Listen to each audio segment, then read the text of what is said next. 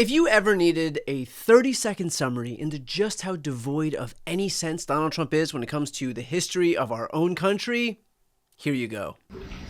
I have ideas as to what to do, but I haven't made a final. I like to make the final decision 1 second before it's due, because things change. I mean, especially with war. Things change with war. It can go from one extreme to the other. War is very bad. There was no reason for this to be a war. There was no reason for Russia, Ukraine. A lot of wars there was no reason for. You look right up there, I don't know, see the Declaration of Independence, and I say, I wonder if the Civil War, it always seemed to me maybe that could have been solved without losing 600,000 plus people. Does he think that the Declaration of Independence has anything to do with the Civil War? Is Donald Trump under the impression that independence was declared from the North by the South? Does he think that a document that was signed in 1776 declaring the independence of a country that he literally leads is somehow about a civil war that occurred nearly a century later? Look, I get that not everybody can be a constitutional scholar like Jamie Raskin. I'm not out here looking for a genius. I'm just looking for not an idiot. And yet, the search continues, because the reality is that him thinking that the Declaration of Independence has anything to do with the Civil War isn't the exception when it comes to Trump. It is the rule. He has consistently shown an inability to grasp any concept of time when it comes to the Civil War. I mean, had Andrew Jackson been a little bit later, you wouldn't have had the Civil War. He was really angry that he saw what was happening with regard to the Civil War. He said there's no reason for this. Ah, yes. Andrew Jackson could have easily prevented the Civil War if only he hadn't died 16 years earlier. But other than that minor detail, Trump is totally spot on. If nothing else, Trump's entire tenure has proven how offensively stupid he is when it comes to the history of the country that he himself leads. Like, for example, when he said this. The Continental Army suffered a bitter winter of Valley Forge, found glory across the waters of the Delaware, and seized victory from Cornwallis of Yorktown. Our army manned the airport. It ran the ramparts.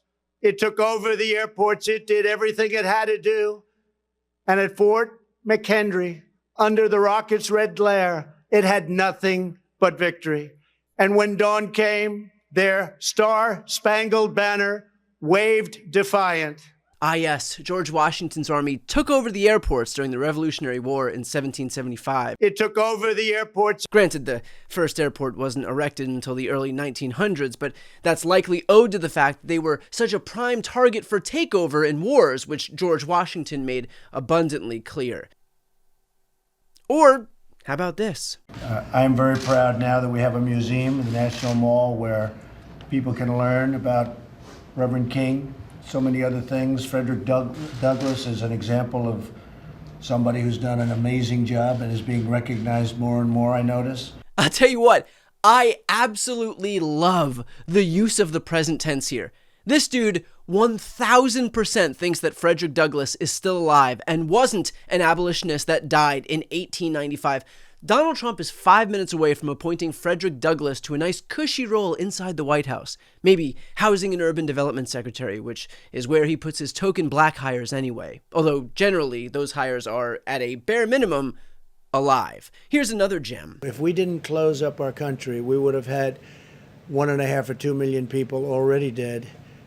We've called it right. Now we don't have to close it. We understand the disease. Nobody understood it because nobody's ever seen anything like this. The closest thing is in 1917, they say, right? The great pandemic certainly was a terrible thing where they lost anywhere from 50 to 100 million people. Probably ended the Second World War. All the soldiers were sick. It's true. The 1918 flu pandemic did indeed end World War II. And I know what some of you are thinking. World War II didn't start until 1939.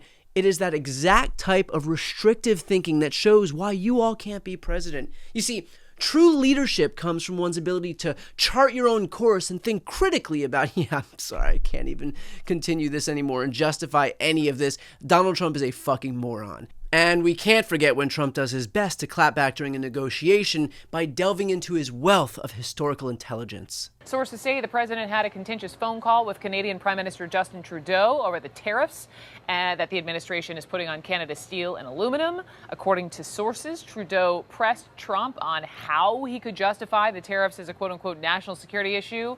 And this was President Trump's response, quoting him, "Didn't you guys burn down the White House?" Referring to the War of 1812.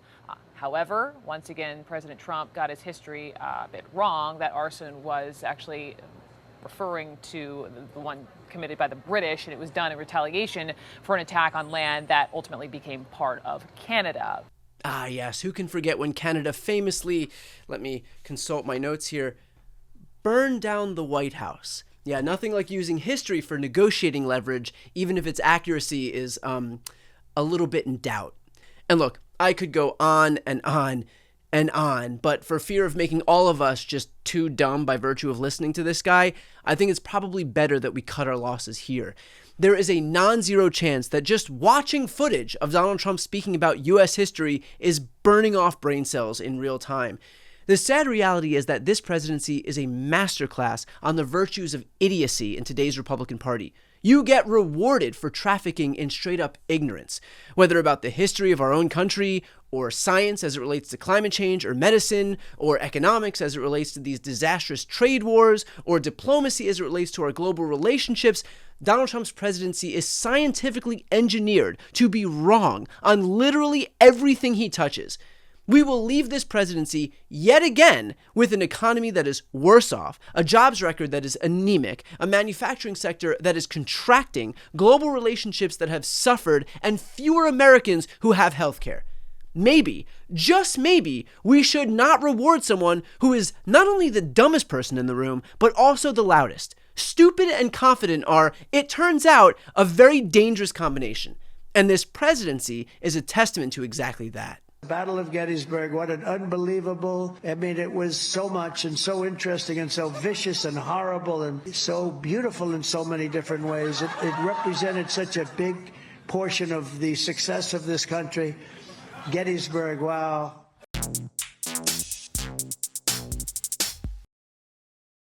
Before you go, if you enjoyed this content and you want to see more and support independent media, please subscribe to this channel. The subscribe button will be right here on the screen. But second, the reality is that we are now in a political environment where this administration can lean on any of the social media platforms to suppress certain voices if they don't like critical coverage. That means my longevity here is in the hands of a few tech billionaires who are already making it clear that they are willing to cater to this administration.